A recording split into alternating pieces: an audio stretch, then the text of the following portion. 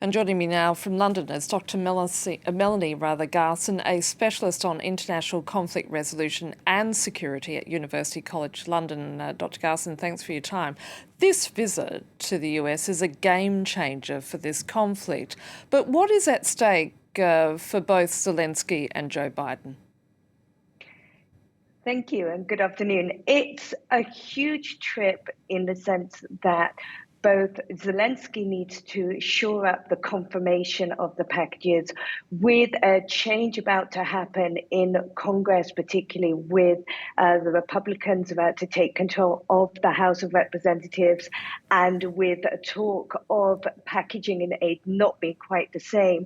The going and stating his case and having the US support formally behind him is of crucial significance at this point, as well as for President Biden to again galvanize the support between him, galvanize that bipartisan support for Ukraine at this time. It's also go ahead. No, I mean, and what do we expect specifically from Zelensky's speech to Congress later today?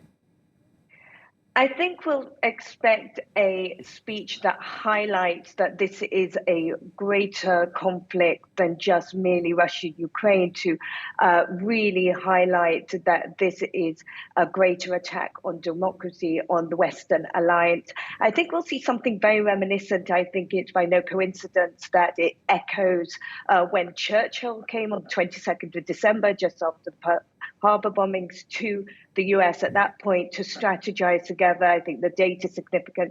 And really that Christmas visit was a turn in thinking about how support was galvanized. And in terms of the Russians, how do we expect Russia to respond? Won't they see this as upping the stakes, if you like? Absolutely. And we've already seen a rhetoric to that point with the Kremlin spokesperson, Dmitry Peskov, saying that there could be unprecedented consequences. There's a lot of talk that it's now recasting Russia as potentially a victim in the situation. The US will balance very carefully, particularly how the Patriot missiles are sent to Ukraine, where the training is done. It's already clear that that won't happen in Ukraine directly. There will be no US presence in Ukraine directly, but there is still the talk that it represents a form of escalation.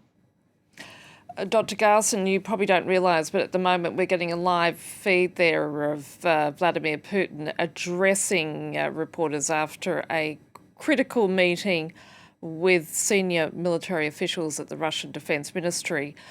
There's been a lot of speculation on the part of the Ukrainians that they could be facing a massive invasion, somewhat similar to what we saw at the beginning of this year, with Russia again attempting to take over large parts of the country.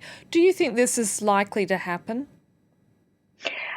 It is possible, and there's a question of whether Russia is using up a huge amount of capability and power at this point before taking a period to regroup a little. This is why the Patriot missiles and the defense coming at this time served whilst the Ukraine may be able to possibly hold lines at the moment.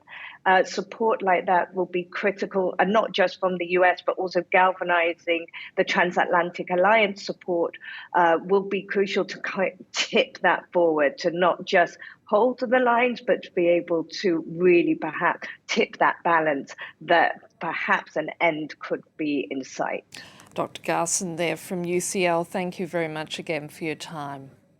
Thank you.